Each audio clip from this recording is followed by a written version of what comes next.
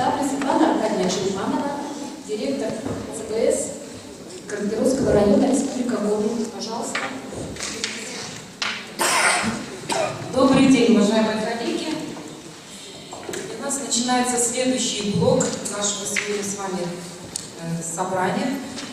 Имя как бренд библиотеки. И сейчас мы будем говорить с вами о именных библиотеках не только Республики Коми, но и других регионов нашей страны.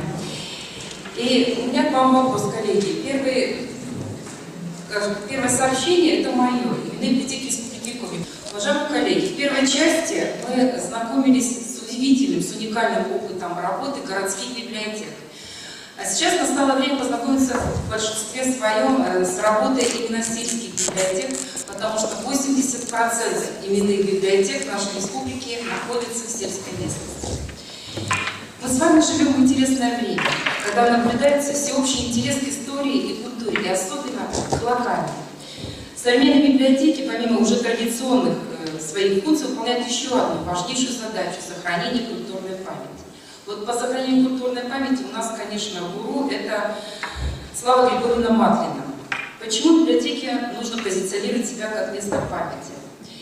По ее словам, в России существует две истории – большая и малая. Первая – это официально и героизированная, во многом покоится на идеологии и связана с мифологией. А вторая – это неофициальная, локальная, в том числе приватная и личная. И в библиотеке должны быть совмещены обе составляющие этой культурной памяти. Одна особая миссия по сохранению этой памяти лежит именно на именных библиотеках. Их миссия – стать знаком культурной памяти, знаком одушевленным – это живая память, в отличие уже, предположим, мемориала или памятной доски. Итак, в Республике Коми насчитывается всего 330 библиотек. Из них 28 являются именными. Первые именные библиотеки на территории нашей республики появились в начале 20 века с открытием народных изучитален, инициатором открытия которых стал книгоиздатель меценат Лаврентий Павленко. В Коми-крае на средства этого мецената было открыто 12 библиотек, каждая из которых было присвоено уже при открытии названия Павленковская библиотека. В настоящее время сохранилось только 9 таких библиотек, 5 библиотекам возвращено историческое имя Павленко. Современная же история именных библиотек начинается в поствоенное время, и первая библиотека, получившая имя по инициативе советской власти, появилась в городе Воркута. В 1949 году в Воркутинской городской библиотеке в год 150-летия со дня рождения Александра Сергеевича Пушкина присвоили имя великого русского поэта. Всего же в советский период 9 библиотек стали именными. Ну вот назовем некоторые из них. Коми республиканская библиотека, ныне Национальная библиотека Республики Коми, в 1958 году получила имя Владимира Ильича Ленина. А с 1992 года библиотека была переименована в Национальную библиотеку Республики Коми и утратила свое имя. В городе Ухта Центральная библиотека получила имя Аркадия Гайдара в 1964 году. В 1966 году один из филиалов Эшинского района города Сыктывкара стал библиотекой имени Ивана Куратова. Идем дальше. В 60-е годы еще одна библиотека, городская детская библиотека, в 1967 году получила статус республиканской детской библиотеки и имя Самуила Яковлевича Маршака. В 1981-м Сыктывкарская городская специальная библиотека для слепых была преобразована в республиканскую библиотеку для слепых и с присвоением имени Луи Брайля. В 80-е годы еще 4 библиотеки стали именными. Центральная библиотека имени Василия Юхнина в Прилузском районе, в Сосновогорском районе библиотека имени Якова Рочева, в Усть-Лымском районе библиотека имени Николая Дьяконова и в Сысольском районе библиотека имени Ивана Куратова. В постсоветский уже период библиотеки стали сами инициировать присвоение имени. Но, как правило, это имена писателей, земляков, выдающихся деятелей коми-литературы. Но и здесь есть исключения. Медвинская библиотека, это Усть-Лымский район, носит имя заслуженного художника Российской Федерации Старчикова Бориса Александровича. А одна из библиотек Воркуты носит имя библиотековеда, первого директора Московского библиотечного института Федрея Германа. При присвоении имен приходится приходится на 2000-е годы. Почти в каждом муниципальном районе появились именные библиотеки. Последняя из примкнувших к именным библиотекам — это Зеленецкая библиотека филиал имени Александра Деюрова, Сахалинский район. Она получила статус именной в 2004 году. Так, именные библиотеки нашей республики прошли путь от имен, директивно спускаемых в советский период, к самостоятельному выбору имени. Библиотека с именем становится все-таки брендом села, города, района, если хотите, региона. Если сейчас спросить, где находится Национальная библиотека Республики Коми, если человек задумается и говоришь Ленинка, он сразу вспоминает, о какой библиотеке идет речь. Самое большое количество именных библиотек, так получилось исторически, находится в нашем Каркирусском районе. 3 библиотеки мы получили с именем в наследство. Это библиотеки имени Павленко, находятся они, это наши 3 филиала. И в 2004 году им было возвращено историческое имя. Есть еще одна у нас именная библиотека имени Агни Андреевны Сухановой. Это первая коми детская писательница, которая родилась в этом населенном пункте, в селе Губу. Но все-таки особая гордость нашего района составляет центральная библиотека, которая носит имя Михаила Николаевича Лебедева. И вот о том, как это имя становится брендом нашего региона, я немножко здесь остановлюсь. Михаил Николаевич Лебедев — поэт, прозаик, баснописец, переводчик. Какое значение имеет его литературное наследие для всего творческого потенциала республики, не берусь про это говорить. Он автор, уникальность его состоит в том, что он автор первых коми-опереток. Скорее всего, имя Михаила Николаевича Лебедева вспоминали как одного из основоположников коми-литературы, советской литературы, только в юбилейные годы со дня его рождения. Но в 1997 году в Центральной библиотеке Каркиросского района указом главы Республики Коми было присвоено имя Михаила Лебедева. Вот именно с этой даты и начинается отсчет нового направления деятельности нашей библиотеки и отсчет активной популяризации имени Михаила Лебедева. Шаг за шагом мы искали новые формы и методы, новых партнеров, соратников. Мы менялись сами и меняли отношение населения к имени Михаила Николаевича Лебедева. За это время в Центральной библиотеке собран фонд произведений писателя, разработан логотип библиотеки. И мы использовали весь наш библиотечный ресурс, потенциал. Мы выпустили персональные электронные издания, как правило, они появляются к юбилейным годам со дня рождения, буклеты по творчеству писателя. Наша библиотека инициировала, чтобы на улице села, которое носит имя писателя, установили мемориальную доску, которая была установлена в 2006 году. А во дворе библиотеки установили памятный знак в виде природного камня. Библиотека разработана экскурсии, которые так называются, по лебедевским местам села Каркирос. Они пользуются популярностью как среди односельчан, так и гостей нашего Каркироса. Экскурсия может быть как пешей, как автобусной, так и велосипедной. 3 вида экскурсий. Мы нашли партнеров в популяризации творчества писателя. И главными партнерами стали учреждения культуры. У Михаила Николаевича Лебедева есть одна поэма, называется «Кыртайка». То есть он записал поэтически народную легенду. Кыртайка, так коротко. Кыртайка вообще-то это разбойник. Как повествует легенда, он перекрывал реку Вычегда железной металлической цепью и не пропускал без мзды, скажем так, всех проезжающих. Ну, разбойник. Но эта легенда дошла до наших дней благодаря Михаилу Николаевичу Лебедеву, который записал ее. И теперь имя Кыртайки становится брендом уже села Каркирос. Так, легенду Кыртайка впервые поставили к 100-летию нашей библиотеки.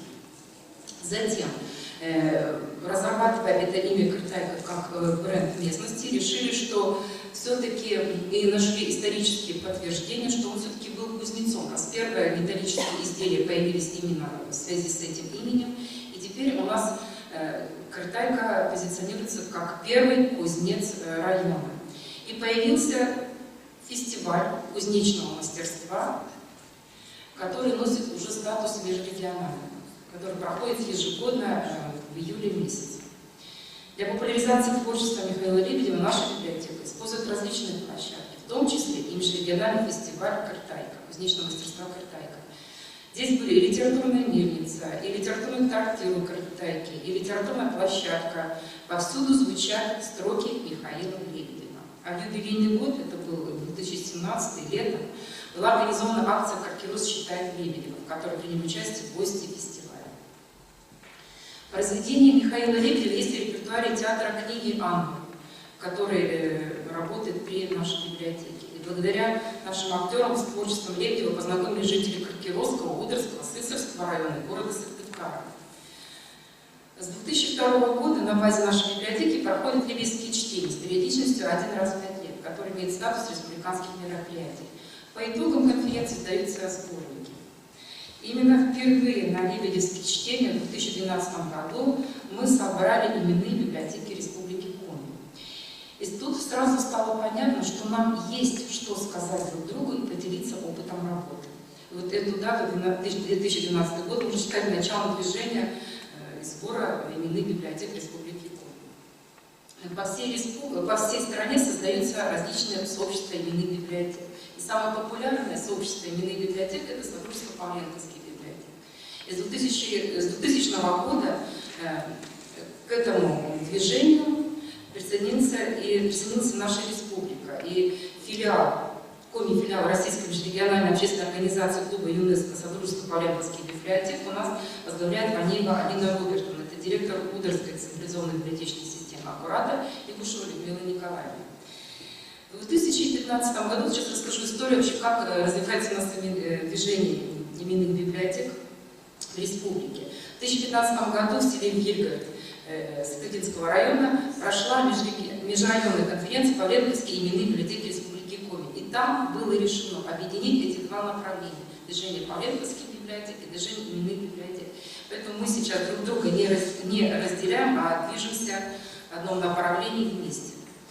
В 2016 году в рамках республиканского праздника Коми книга в селе Космо прошел фестиваль именных библиотек. В фестивале приняли участие 6 районов нашей республики. Библиотеки презентовали свою деятельность перед гостями праздника Коми книга. И совсем недавно, 31 октября 2017 года, прошел межрегиональный слет именных библиотек в созвездии имен на базе Киркировской библиотечной системы. Мероприятие стало возможным благодаря участию в конкурсе на соискание гранта главы Республики Коми. Представители именных библиотек России и Республики Коми выступили с презентациями лучших библиотечных практик по сохранению и популяризации информации о тех людях, чьи имена носят их учреждения. В работе конференции приняли участие Бутыклю, Ульяновской, Кировской, Вологодской областных библиотек Коми, Тремятского округа, города Москвы и Санкт-Петербурга. Республику Коми представили библиотекари из 12 районов. В рамках конференции состоялось заседание круглого стола «Именные библиотеки. Новый культурный потенциал для развития территории», модератором которого выступил Михаил Дмитриевич Афанасьев, директор Государственной публичной исторической библиотеки России и президент Российской библиотечной ассоциации.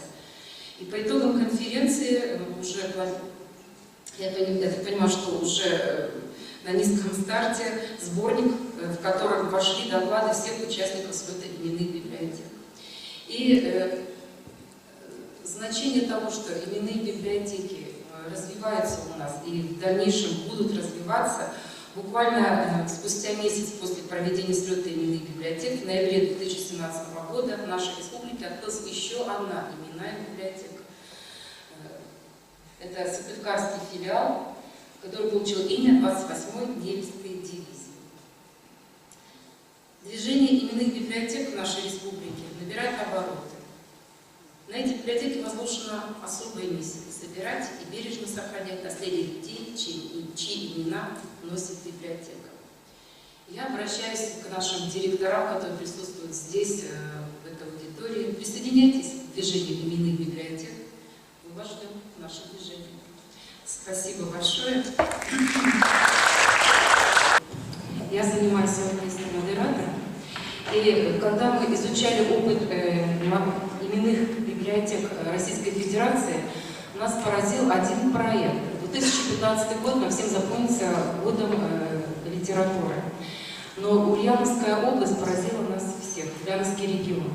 Они воплотили один уникальный проект, который называется «Именами славится Россия». И сегодня у нас на связи видеопрезентация. У нас есть видеопрезентация Натальи Валерьевны Вольской, которая курирует как раз этот проект. Уникальный, которого нет в библиотеках, ни в одной библиотеке наших регионов России. Добрый день, уважаемые коллеги! Вас приветствует Ульяновская областная научная библиотека. Мы хотим поделиться опытом работы по присвоению библиотекам области имен выдающихся соотечественников. Региональный проект «Именами славится Россия» реализуется с 2014 года. За время работы проекта имена получили 27 библиотечных учреждений и библиотек, а также один читальный зал. Эта работа стала примером объединения потребностей жителей и усилий библиотек. Наша цель – не только присвоить имя или сосредоточиться на краеведческой и мемориальных функциях, а определить направление развития, продумать ресурсное обеспечение именной библиотеки, завязать взаимовыгодные партнерские отношения, выйти на новый уровень работы. Первым шагом стало формирование списка персон, имена которых могут дать толчок к развитию местной культуры. В муниципальных образованиях прошли опросы общественного мнения, состоялись беседы и обсуждения на заседаниях советов депутатов и отраслевых общественных советов. Затем нами были разработаны требования, которым должна соответствовать библиотека, планирующая присвоение имени. Главное, что должно отличать именную библиотеку – сформированная концепция развития, налаживание разветвленной партнерской сети, регулярное и имиджевое мероприятие областного, межрегионального или всероссийского уровня. Кроме того, проект предполагал публичную защиту концепции развития именных библиотек. Остановимся на опыте некоторых библиотек-участниц.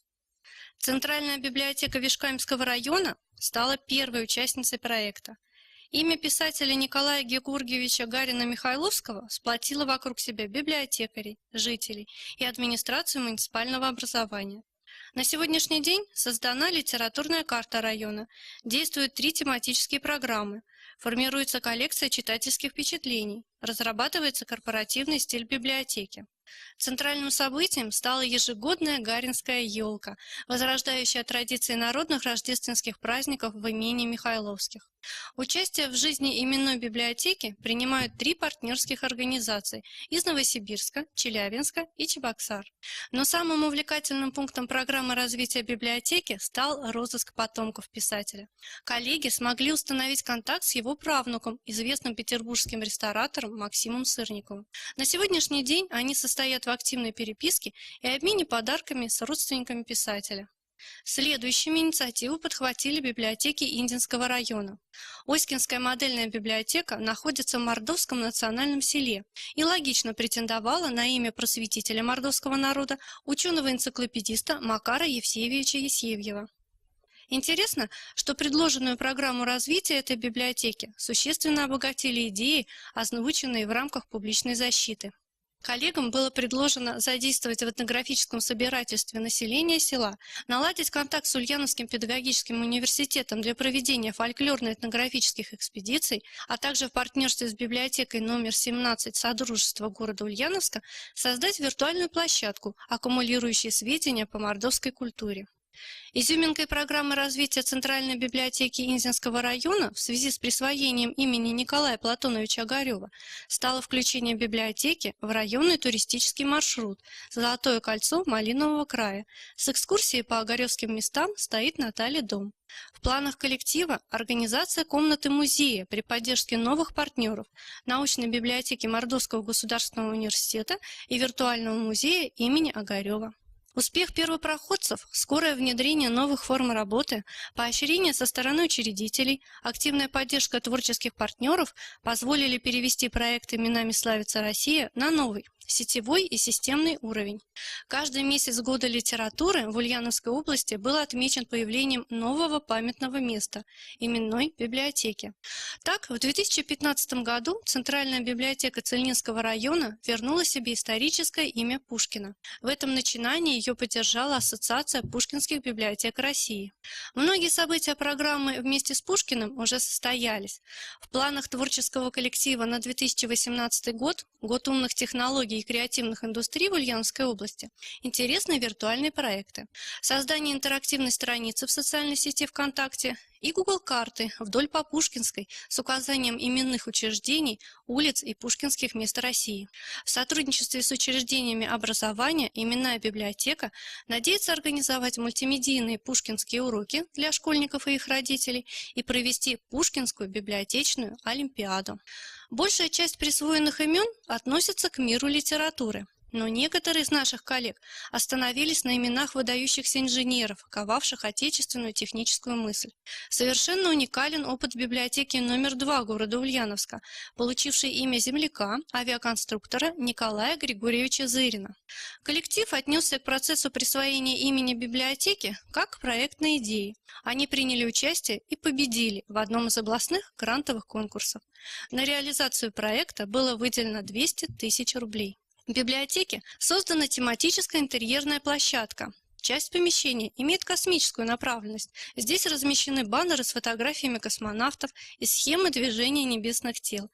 Вторая часть посвящена истории развития авиации в целом и теме «Ульяновская авиационная столица». Здесь также присутствует спортивный уголок, позволяющий освоить важные для летчиков физические навыки. Третья часть представляет собой кабинет конструктора Зырина. Сегодня эта библиотека – уникальная точка доступа к специализированной информации по авиации, космонавтике и астрономии, а также современная площадка для работы по профориентации молодежи. Это позволило привлечь к тесному партнерству учебные заведения, социально ответственный бизнес, гигантов авиастроительной и авиационной отрасли. Среди партнеров библиотеки – завод «Авиастар», филиал конструкторского бюро «Туполев», группа компаний «Волга-Днепр», аэропорт «Восточный», МГТУ имени Баумана, Самарский государственный аэрокосмический университет, Ульяновское высшее авиационное училище гражданской авиации и многие другие. Первыми мероприятиями проекта стали веб-встречи ульяновских школьников со студентами Молодежно-космического центра МГТУ имени Баумана и участие культурной площадки библиотеки в Международном авиатранспортном форуме в Ульяновске. В 2016 году областной проект «Именами славится Россия» вышел на новый этап.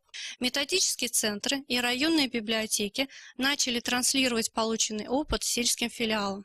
Например, в числе прочих состоялось присвоение имени земляка, советского писателя и мемуариста Анатолия Николаевича Жукова Новоселкинской сельской библиотеки Меликесского района. В библиотеке было создано волонтерское движение «Жуковцы». Проект продолжается. В сентябре 2017 года по инициативе Новоульяновской городской библиотеки имени Садовникова состоялся фестиваль именных библиотек, в котором помимо профессионального сообщества приняли участие жители Новоульяновска. Было решено сделать этот фестиваль регулярным и мобильным. У каждой именной библиотеки свое неповторимое лицо, свои ресурсы, инструменты и перспективы развития. Участвуя в проекте, библиотеки поддерживают самобытность культурных традиций области, сохраняют и подчеркивают индивидуальность сел и городов, насыщают свою работу актуальными и понятными жителям инициативами. Надеемся, при таком системном подходе именным библиотекам Ульяновской области удастся не только избежать опасности стать однотипными, но и стать точками роста для территории. Благодарим за внимание. Добрый день. Очень рада вас снова видеть. И еще раз рады были познакомиться с вашей уникальной программой областной. У нас у коллег, скорее всего, созрели уже какие-то вопросы. Вы сможете на них ответить? Да, конечно. По итогам вот вашего выступления. Так, коллеги, есть у кого-то вопросы, кто может задать? Да? Можно, пожалуйста, Людмила Николаевна. Именные библиотеки можно рассматривать как инновационную модель развития библиотеки? Вы слышали? Да. Я слышала вопрос. Давайте я озвучу тогда, извините, для зала. Можно ли рассматривать именные библиотеки как инновационную модель развития библиотек? Мы считаем, что можно, потому что, естественно, присвоение имен библиотекам Ульяновской области, библиотекам России длится уже долгий промежуток времени. Надо сказать, что первые библиотеки, открывшиеся в Симбирской, тогда еще губернии, у нас уже носили имена. И вы слышали, что в 2015 году одна из библиотек вернула себе исконное имя Пушкина. Но дело в том, что сейчас мы подходим к присвоению имен как к ресурсу развития библиотеки. Необходимым условием работы именной библиотеки является какая-то инновационная форма работы. То есть это разработка настольных игр, развитие каких-то мобильных программ, открытие новых литературных имен в рамках присвоенного имени. Например, одна из библиотек у нас работает патриотической литературой эпохи Великой Отечественной войны, и благодаря этой работе им удалось вскрыть несколько имен, вспомнить нескольких советских авторов и вновь сдать их работы. То есть это стимулирует, дает какой-то толчок развитию не только библиотеки, но всего специального сообщества, людей, которые объединяют вокруг этой библиотеки. Если говорить о самых инновационных видах деятельности, да, то это, конечно, одна библиотека, которую я показала. Они работают со спутниками по космической и авиационной тематике. Надо сказать, что, в принципе, эта тема очень характерна для библиотек, вообще отечественных библиотек, в большей части мы движемся в гуманитарном направлении, да, вокруг техники, какой-то научной популярной литературы очень часто у нас спускается. Присвоение имени авиаконструктора нам и позволило обратить внимание к этой литературе. Вот такая инновационная форма работы. Если говорить о том, какие новые проекты дают социуму присвоенное имя, то можно обратиться к поводу Староманской библиотеки. У них имя сказочника, регулярно в течение многих лет они уже катают вальдерами, переезжающие мобильный фестиваль. В прошлом году этот опыт работы продвижения фольклорного имени показал им, что можно брать коробные игры и формировать настоящую туристическую точку.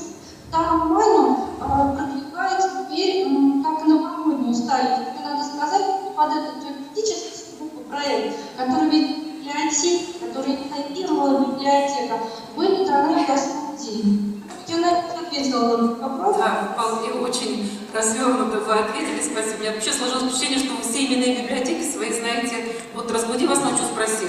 Да, все их на свете. в том, что это проект изначально методического отдела. Каждую именную библиотеку курировал мой отдел, и в каждую именную библиотеку выезжала я. Конечный итог, конечную концепцию, которую мы получали, отсматривала я, заместитель по научно-методической работе и наш директор. Хорошо, спасибо большое. У нас есть еще вопросы. Да, пожалуйста. Можно с места? Можно? Микрофон нужен. Этот не дотянешь.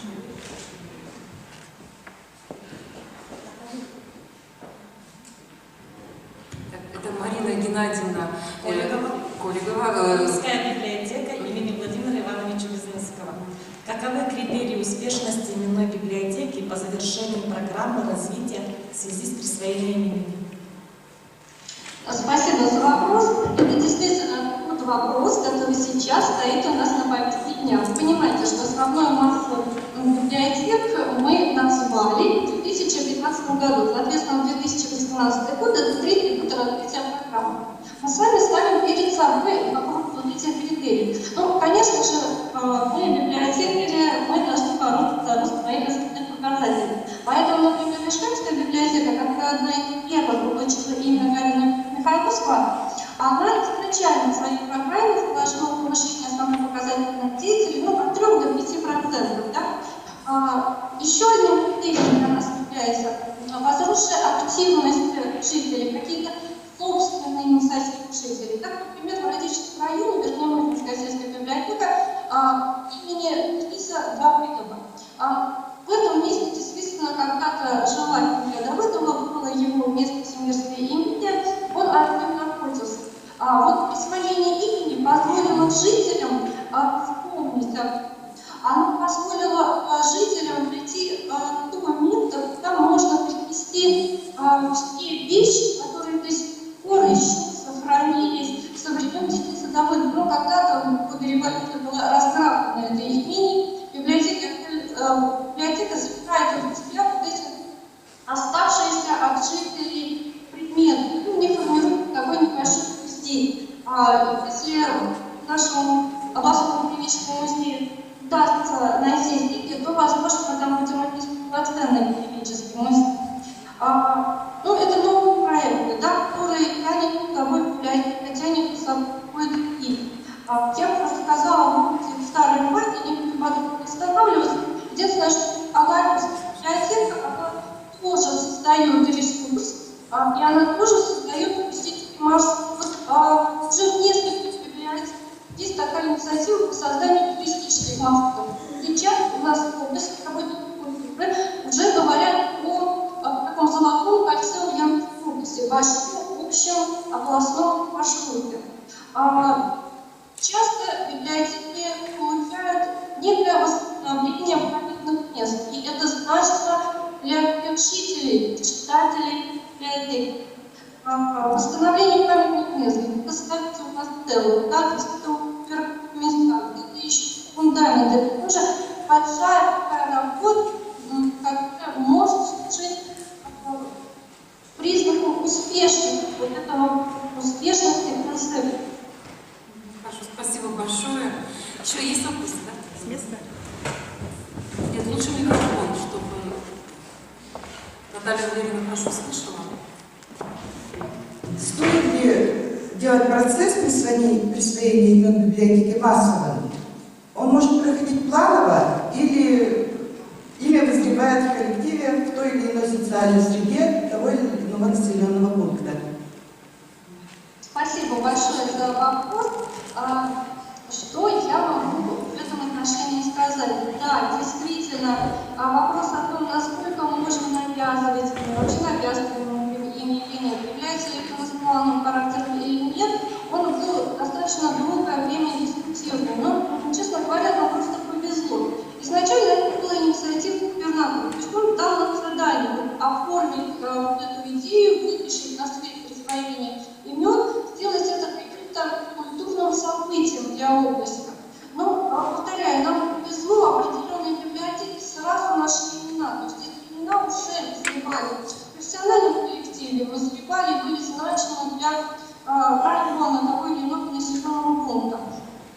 Мы рады, что сейчас нам приходится, как это было в 2015 году, ставить какой-то план, да, то есть какой проект, который ежемесячно имеет какую-то точку развития, какой-то определенный толчок. Сейчас наши коллеги, которым уже понравилось присваивать имен, которые видят от этого какой-то выход, да, они просто ставят нас перед фактом и говорят, что вот мы присвоим имя такой-то библиотеки примерно в такие-то сроки. Таким образом, методический отдел сейчас просто закладывает время на 3-4 присвоения имен в год. Например, в этом году у нас планировалось присвоение 5 библиотек, вот одна библиотека сейчас получила имя Дали, у них, кстати, очень интересная программа, посоветую познакомиться на сайте ЦДС города Ульяновска.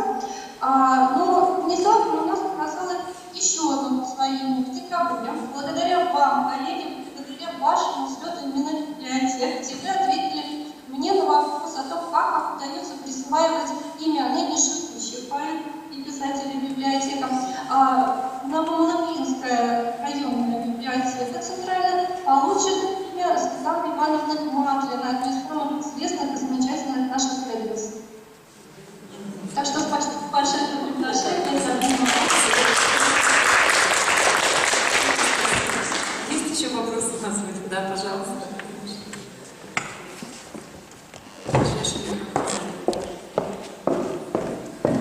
Здравствуйте. Хотела бы поблагодарить вас за сообщение. Очень интересная тема. Некоторое время назад мне посчастливилось быть модератором круглого стола именно библиотек на Международном культурном форуме в Петербурге. И там в ходе обсуждения мы сделали следующий вывод с коллегами, что по сути библиотеки в поиске своего имени преследуют 4 основных подхода. Это именной, о котором мы сегодня говорили, это номерной библиотеки, имеющие номера, это топонимический признак по местности, где библиотека расположена. И 4-й подход, мы назвали его инициативный. Это имеется в виду, когда библиотека или читатель, или некий коллектив, команда выбирает совершенно новое имя, например, наша библиотека «Город». То есть придумывается изначально какая-то концепция, и далее библиотека получает новое имя, пусть даже исключительно неофициально. Вы затронули тему именных библиотек, а интересен срез в целом по области Ульяновской. Встречаются ли другие виды именования библиотек, как они существуют? И особенно интересен инициативный подход, если он. Да, спасибо. Я надеюсь, уловила суть вопроса, потому что очень сильно помнила. У нас есть именные библиотеки. Конечно, значительная часть у нас по принципу принадлежности к той или иной местности, то есть там сельская, районная и так далее библиотека. Но действительно, у нас есть ряд библиотек, которые, скажем так, концептуальные, направленческие. Например, в Димитровграде есть библиотека семейного чтения. Да?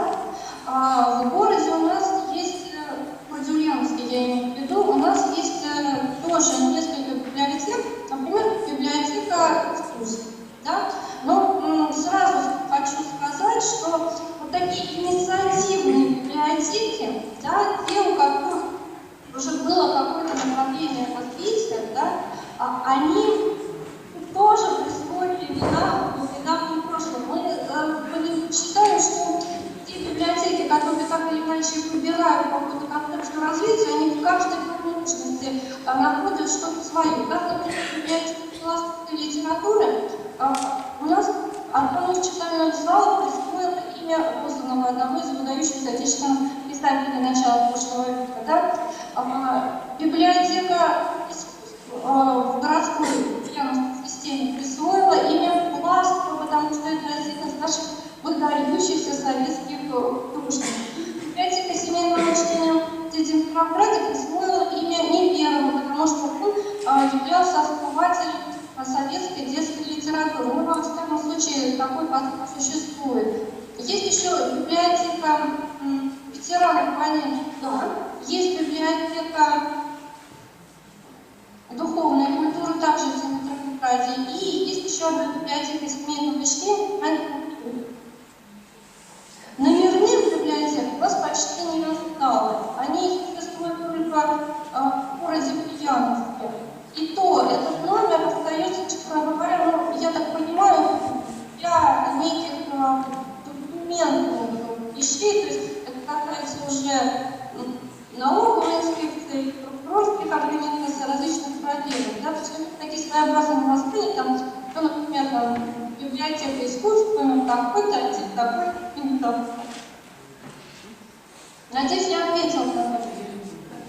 Хорошо, спасибо большое. И еще вопрос. Ну, Наталья Валерьевна, вы так много всего рассказали нам про свою программу. Я понимаю, что читатели, отзыв читателей уже от того, что вот такой массовый процесс у вас стал присвоение имени в регионе. Вообще, отклик какой читатели на вот этот процесс? Вы знаете, отклик есть, и отклик большой. Вот одна из библиотек, которую присвоили имя в 2016 году, я как раз о ней говорю, это библиотека имени Мельникова. На самом деле присвоение имени было инициировано не библиотеками, его инициировали жители. То есть, если говорить о уже получивших имена, в некоторых библиотеках были большие общественные дискуссии на тему, какое имя присваивать. То есть мы уже на начальном этапе видели большой отклик жителей. Сейчас он стал еще больше за счет того, что реализуются те или иные новые формы работы. Например, даже недавно присвоившая имя Далее библиотека, она уже имеет какой-то эффект, поскольку у них большое количество интересных проектов по организации интеллектуального досуга и институционного учета. И это при том, что библиотека, в общем-то, существует в таком довольно депрессивном микрорайоне города Ульяновска. То есть, да, мы видим этот отклик, мы видим, что мероприятия, которые проводятся в рамках концепции, интересно, мы видим, что читатели получают какие-то новые ресурсы или в них участвуют. И нам кажется, что это действительно оживило библиотечную жизнь, потому что все-таки, если брать наш край, да, он связан с именем Ленина, и поэтому долгое время какие-то имена у нас просто не поднимались. А сейчас у нас такой, можно сказать, культурный бум, да, то есть мы вспоминаем, что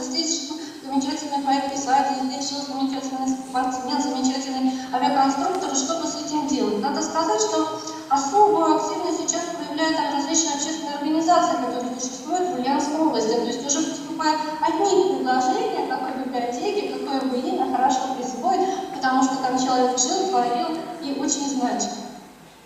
Спасибо большое, Наталья Валерьевна, у вас столько энтузиазма. Спасибо большое за все подробные ответы, за вашу презентацию.